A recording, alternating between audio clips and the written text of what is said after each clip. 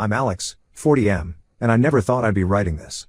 My life took an unexpected turn when I found myself trapped in a toxic marriage with my wife, Megan, 38F. We've been together for 15 years, married for 12, and have 2 young kids, Ethan, 8M, and Lily, 6F. I always believed in the sanctity of marriage, but somewhere along the way, things went terribly wrong. Megan and I met in college. She was vibrant, ambitious, and seemed to complement my more laid-back personality perfectly. We dated for 3 years before tying the knot, and initially, everything seemed great. We both had good jobs, bought a nice house in the suburbs, and started our family. But as the years went by, I noticed a gradual shift in our relationship dynamics. Megan became increasingly controlling and manipulative. She had a way of twisting situations to make me feel guilty or inadequate. If I wanted to spend time with friends, she'd guilt-trip me about neglecting the family. When I expressed interest in changing careers, she'd remind me of our financial obligations and how selfish I was being. Slowly but surely, I found myself walking on eggshells in my own home. Our communication broke down completely. Every conversation turned into an argument, with Megan always managing to come out on top. She'd use the kids as leverage, threatening to limit my time with them if I didn't comply with her wishes. I felt trapped, suffocated, and completely alone. That's when I met Rachel, 35F, at a work conference. She was smart, funny, and actually listened when I spoke. We hit it off immediately, and for the first time in years, I felt seen and valued. What started as innocent flirting quickly escalated into a full-blown affair. I know what you're thinking, I'm the bad guy here. Trust me, I've wrestled with that thought every single day. But the affair with Rachel wasn't just about physical attraction or excitement. It was an escape from the emotional prison my marriage had become. With Rachel, I could be myself without fear of judgment or manipulation. She became my confidant, my support system, and eventually, my lover. The affair continued for over a year. It was exhilarating and terrifying at the same time. I lived in constant fear of getting caught, but I couldn't bring myself to end it. Rachel made me feel alive again, reminding me of the person I used to be before my marriage slowly chipped away at my self-esteem. But as they say, all good things must come to an end. My worst fears came true when Megan discovered a text from Rachel on my phone. The fallout was catastrophic. Megan unleashed a torrent of anger, hurt, and accusations. She threatened to take the kids and leave, to ruin my reputation at work, to destroy everything I held dear. In a desperate attempt to salvage our marriage, I agreed to counseling. We tried multiple therapists, each promising to help us rebuild trust and communication. But as the sessions progressed, it became increasingly clear that our issues ran much deeper than just the affair. During one particularly intense session, I finally vocalized what I had been feeling for years. I had mentally checked out of my marriage long before the affair began. Megan wasn't my best friend anymore. She didn't value my thoughts or needs. Our relationship had devolved into a power struggle, with Megan always holding the upper hand. The counseling sessions brought to light many uncomfortable truths. I realized that I had allowed myself to become a passive participant in my own life, always deferring to Megan's wishes to avoid conflict. The affair, as wrong as it was, had been my subconscious way of reclaiming some control over my life. Despite the ongoing counseling, I couldn't bring myself to end things with Rachel. If anything, the contrast between my interactions with her and the tense atmosphere at home became even more stark. Rachel encouraged me to stand up for myself, to pursue my passions, and to prioritize my own happiness. With her, I felt like an equal partner, not a subordinate. As weeks turned into months, I found myself at a crossroads. The guilt of continuing the affair weighed heavily on me, but so did the prospect of returning to my loveless marriage. I knew I was being unfair to everyone involved, Megan, Rachel, and most importantly, my children. But I felt paralyzed, unable to make a decision that would inevitably hurt someone. Ethan and Lily were caught in the middle of this mess, and it broke my heart. They could sense the tension between Megan and me, even though we tried our best to shield them from our problems. I saw the confusion in their eyes when they noticed how distant I had become, or when they overheard yet another argument between their parents. I tried to compensate by being extra attentive when I was with them, but I knew it wasn't enough. The guilt of potentially breaking up their family ate away at me constantly. I wondered if staying in an unhappy marriage for their sake was the right thing to do, or if it would ultimately do more harm than good. My parents' marriage hadn't been perfect, but they had stuck it out for the kids. I grew up in a home filled with tension and unspoken resentment. Was I doomed to repeat that cycle with my own children? As I write this, I'm still unsure of what to do. The affair has opened my eyes to what a loving, supportive relationship could be like. But it has also forced me to confront the harsh realities of my choices. I know I've made a mess of things, and there's no easy way out. I'm not looking for absolution or pity. I know what I did was wrong, regardless of the circumstances. But I can't help wondering, is it possible to find happiness without destroying everything and everyone around me? Is there a way to salvage some semblance of a family for my kids without sacrificing my own well-being? I don't expect any easy answers. I just needed to get this off my chest, to share my story with someone who might understand. If you've been in a similar situation or have any advice, I'm all ears. Because right now, I feel like I'm drowning, and I don't know how to come up for air without hurting everyone I care about. Update 1. It's been 2 years since my last post, and a lot has changed.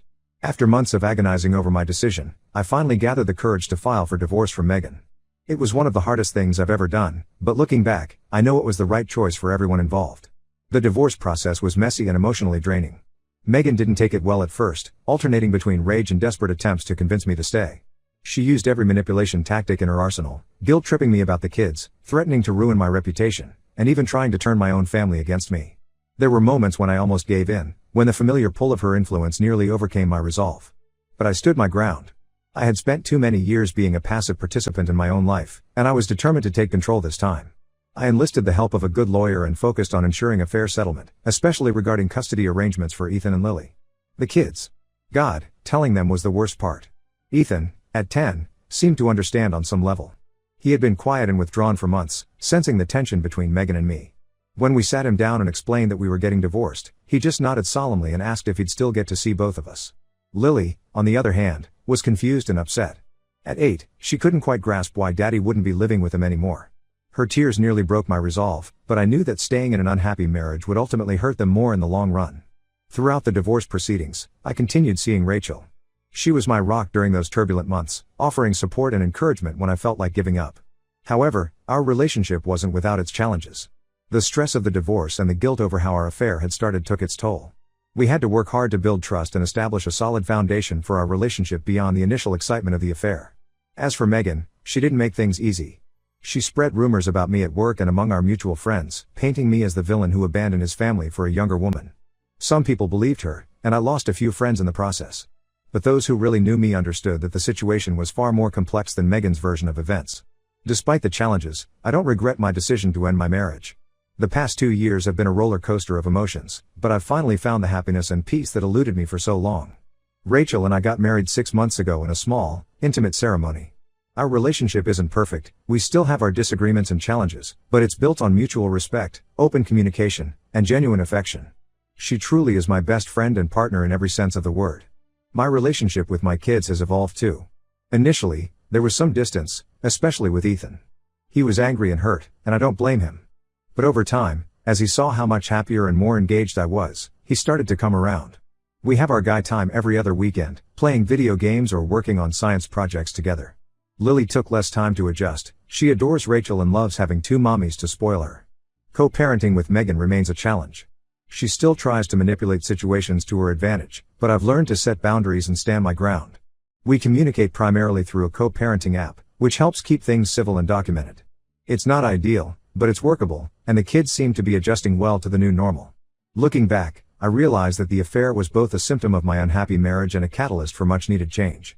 Was it the right way to go about things? Probably not. The deception and lies caused a lot of unnecessary pain.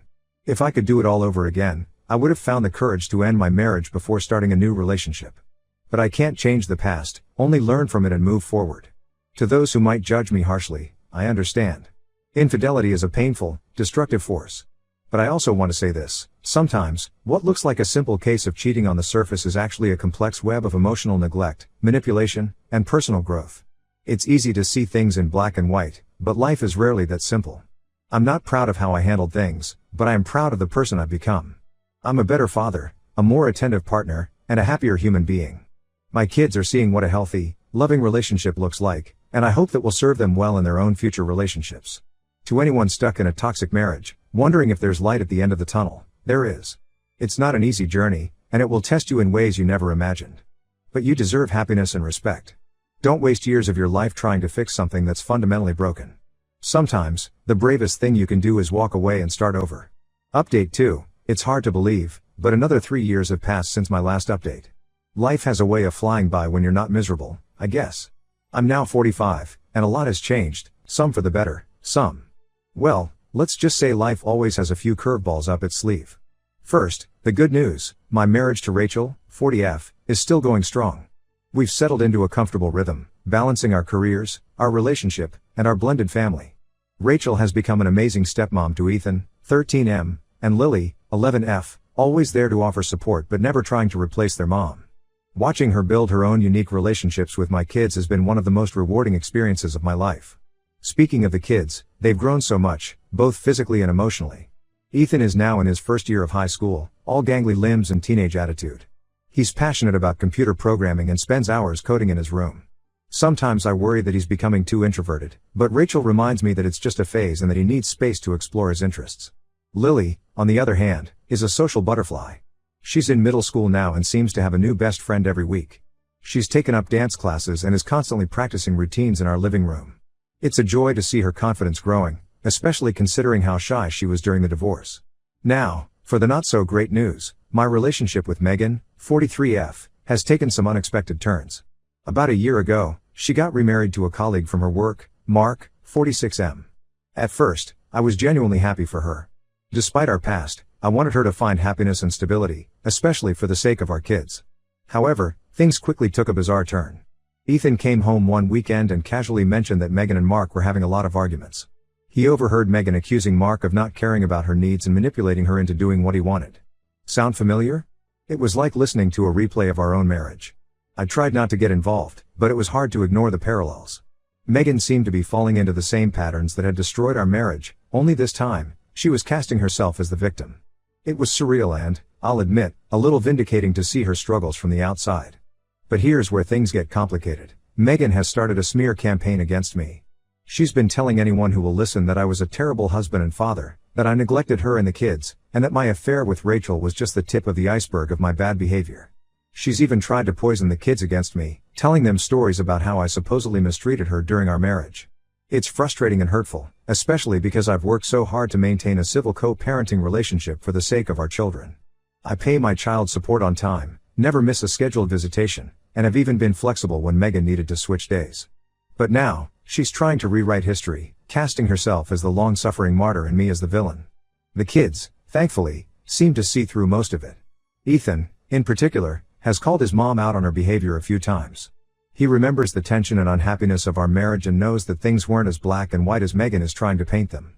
Lily is more susceptible to Megan's influence, but she's also fiercely loyal to Rachel, which seems to balance things out. I've had to resist the urge to fight fire with fire. It would be easy to tell the kids about all of Megan's faults, to expose her manipulative behavior and set the record straight. But I know that would only hurt them in the long run. Instead, Rachel and I have focused on being consistent, loving presences in their lives. We figure that actions speak louder than words, and eventually, the truth will come out. Still, it's been a challenging year. Dealing with Megan's renewed hostility has brought up a lot of old feelings and insecurities. There are days when I question everything, wondering if I really was as bad as she claims. But then I look at my life now, my happy marriage, my thriving kids, my own personal growth, and I know that I made the right choice. I've also had to set some firm boundaries. I've made it clear to Megan that I won't engage in her attempts to rehash our past or badmouth each other to the kids. All communication goes through our co-parenting app, and I only respond to messages directly related to the children. It's not ideal, but it's necessary for my own mental health and for maintaining some semblance of peace. As for Megan's new marriage, I try to stay out of it as much as possible. But I can't help feeling a twinge of sympathy for Mark. I remember all too well what it's like to be on the receiving end of Megan's manipulative tactics. Part of me wants to warn him, to tell him to get out while he can. But I know that's not my place, and he'll have to figure things out on his own, just like I did. Looking ahead, I'm cautiously optimistic. Rachel and I are talking about having a child of our own, which is both exciting and terrifying. Ethan and Lily seem on board with the idea of a new sibling, though I worry about how it might affect our family dynamics. And of course, there's the question of how Megan will react to this news. But for now, I'm focusing on the positive. My life isn't perfect, but it's so much better than I ever thought it could be 5 years ago. I'm in a loving, respectful relationship. My kids are thriving. I'm rediscovering parts of myself that I thought were long gone. And most importantly, I'm breaking the cycle of toxicity that threatened to define my life for so long. To anyone out there struggling with similar issues, hang in there. It gets better. It might get worse before it gets better, but trust me, the other side is worth fighting for. Update 3, another year has flown by, and it feels like the universe is determined to keep things interesting. There have been some significant developments in my life, both positive and challenging, that I feel compelled to share. First, the news that's been dominating my thoughts lately: Megan, 44F, and Mark, 47M, are getting divorced. It's been barely 2 years since their wedding, and already things have fallen apart. I can't say I'm entirely surprised, given what I'd heard about their relationship dynamics, but it's still a shock to the system. Ethan, 14M, was the one who broke the news to me. He came home from Megan's house one weekend, looking more withdrawn than usual. When I asked what was wrong, he just shrugged and said, "Mom and Mark are splitting up. She says he's just like you." Those words hit me like a ton of bricks. It was clear that Megan was falling back into her old patterns, casting herself as the victim and her partners as the villains. I tried to stay neutral, to be there for Ethan without bad-mouthing his mother. But it was hard not to feel a mix of emotions, vindication, sympathy, and frustration all rolled into one. Part of me wanted to reach out to Mark, to tell him I understood what he was going through. But I knew that would only complicate matters further. Lily, 12F, seems to be taking the news harder than Ethan. She's always been more sensitive to changes in the family dynamic, and this latest upheaval has left her feeling insecure and anxious. Rachel, 41F, has been amazing with her, spending extra time reassuring Lily that our family unit is stable and that we're here for her no matter what. Speaking of Rachel, our relationship continues to be a source of strength and happiness in my life. We did decide to try for a baby of our own, and I'm thrilled to share that Rachel is now 4 months pregnant. The kids had mixed reactions to the news. Ethan tried to play it cool but couldn't hide his excitement about being a big brother again, while Lily alternated between joy and worry about her place in the family. We've been working hard to reassure both of them that a new baby won't change how much we love them. However, Megan's reaction to the pregnancy news was less than ideal. When we told her, as we felt it was important she hear it from us rather than through the grapevine, she flew into a rage. She accused me of trying to replace our family, of loving Rachel's baby more than Ethan and Lily. It was irrational and hurtful, but I recognized it as a manifestation of her own pain and insecurities. The fallout from this has been challenging. Megan has ramped up her smear campaign against me, now adding Rachel to her list of targets. She's been telling anyone who will listen that we're trying to push her out of the kids' lives, that we're building a new family to replace the old one. It's frustrating and exhausting, especially when we've gone out of our way to include Megan in important decisions and keep her informed about the kids' lives. I've had to have some difficult conversations with Ethan and Lily about their mother's behavior. I've tried to explain, in age-appropriate ways, that sometimes adults struggle with their emotions and might say or do hurtful things. I've emphasized that it doesn't mean Megan doesn't love them, but that she's going through a tough time and might need some extra understanding. On a more positive note, my relationship with the kids continues to strengthen. Ethan and I have started working on a coding project together, building a simple video game. It's been a great way to bond and to show him that I'm interested in his passions. Lily has been helping Rachel decorate the nursery for the new baby, which seems to have eased some of her anxieties about the changes coming to our family. Work has been a welcome distraction from the family drama. I recently got a promotion, which has brought new challenges and responsibilities. It's been stressful at times, but also invigorating. Rachel has been incredibly supportive, picking up the slack at home when I've had to work late and always being there to listen when I need to vent. As for Megan, I'm trying to maintain a compassionate distance. It's clear that she's struggling, possibly repeating patterns from our marriage and her relationship with Mark. Part of me wants to help, to suggest therapy or offer support. But I know that's not my role anymore, and getting too involved would only muddy the waters further. Instead, I'm focusing on being the best father and husband I can be. I'm working on setting clearer boundaries with Megan, especially when it comes to her negative comments about Rachel or our expanding family. It's a delicate balance, trying to co-parent effectively while also protecting my current family from unnecessary drama. Looking ahead, I'm both excited and nervous about the changes coming our way. The new baby will be here in a few months, which will undoubtedly shake up our family dynamic once again. I worry about how Ethan and Lily will adjust, especially with the added stress of their mother's divorce. But I'm also hopeful. This child represents a new chapter in our lives, a symbol of the love and stability Rachel and I have built together. As I reflect on the past few years, I'm struck by how much has changed. The affair that seemed like the end of the world at the time turned out to be the catalyst for a much happier life. It wasn't an easy road, and I still regret the pain my actions caused. But I can't regret where it led me. To anyone out there facing similar challenges, I want to say this: it does get better. The road might be long and bumpy, filled with unexpected twists and turns.